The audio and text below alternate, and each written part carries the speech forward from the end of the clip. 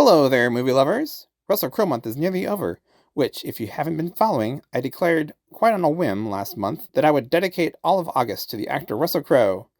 Why is that, you may ask? It was actually because I sent 2 Gladiator memes to my friend, and then I said, what if I made next month Russell Crowe month? So here we are, and I've got one of the best Crowe films today, my second favorite, if you will, and that would be, drumroll, in case you didn't see the thumbnail or title, A Beautiful Mind!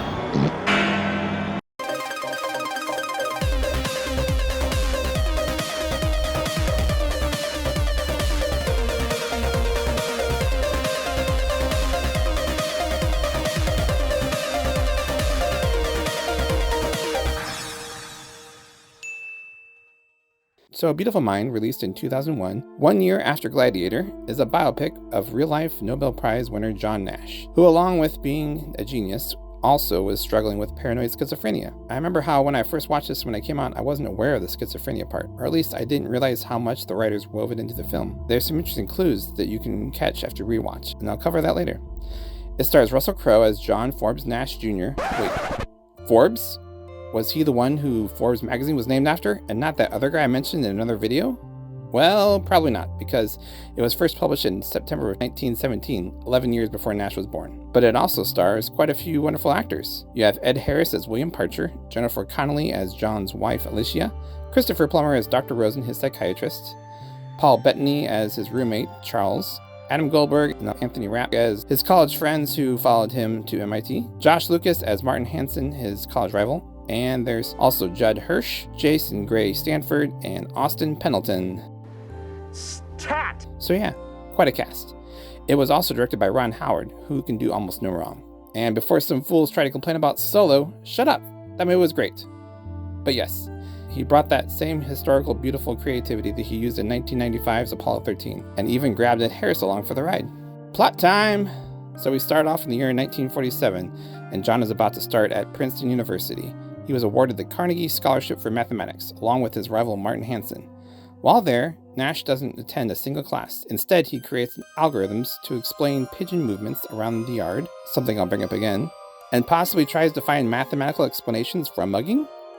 He focuses all of his efforts to find one original creative idea, while his roommate Charles pushes him into not giving up.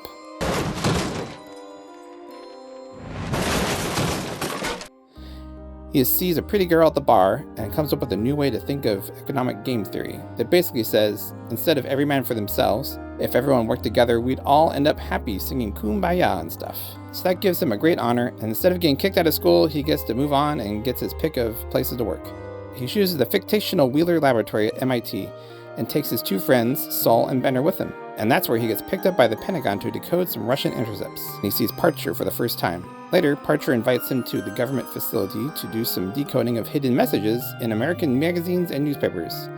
And then he meets his future wife, one of his students, Alicia. They get married and get pregnant, and his life is looking pretty sweet until he has a breakdown, and Alicia calls Dr. Rosen to help him out.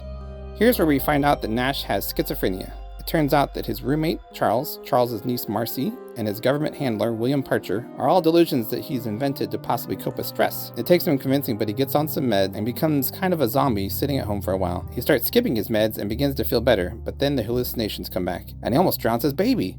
So this traumatic event finally triggers him into realizing a way to acknowledge his hallucinations aren't real, and he ignores them for the most part.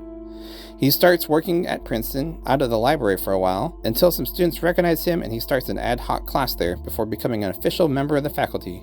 Years later, in 1994, he's approached by a man from the Nobel Foundation. He wants to see if he's up to the task of going to Stockholm and accept a Nobel Prize if awarded. The movie ends up with him standing up, receiving the award, and giving all the recognition to his wife Alicia for everything she did to get him there. This is a touching movie about a real man based off of biography. They fictionalized so many things. First of all, his visual hallucinations were all made up by the writers. Apparently, after he was done with graduate school, at the age of 30, he began to exhibit bizarre behaviors and experience paranoia and delusions, but didn't see actual people, let alone live with them for years. His writers had to figure a way to visually represent his illness and decided to create those characters.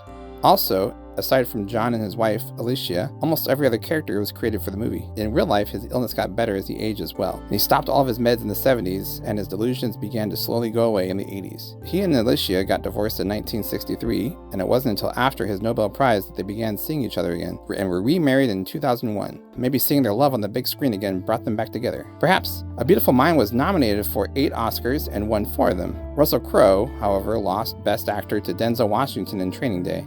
But it was his 3rd consecutive nomination after winning it for The Insider in 1999 and being nominated in 2000 for it for Gladiator.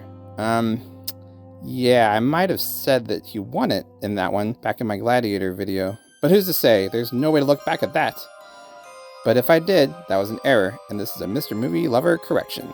So the visualization of his delusions were not factual, but they did make the movie compelling. He had these 2 characters that he loved and knew for years, Charles and his niece Marcy, and his government handler Parcher, who he was scared of but made him feel important. If you go back and watch the movie again, there are several interesting clues that those characters were never real. Charles isn't quite as so obvious, but he doesn't interact with anyone else. He just walks into the room at school, but that door is open, and that could be possible. And at the bar, he just appears next to him to scold him for his terrible pickup line, and then walks out to the back. What I really think makes him start to look fake was when Nash got the good news from Hellinger that he was not getting kicked out of the program, and Charles was in the doorway giving him fist bumps. That didn't make any sense. The other 2 hallucinations were a little more obvious. When Parcher is first introduced, the camera starts to follow Nash away from the building that he was walking out of.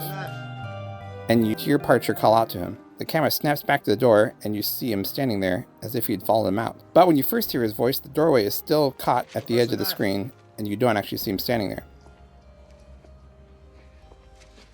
Professor Nash.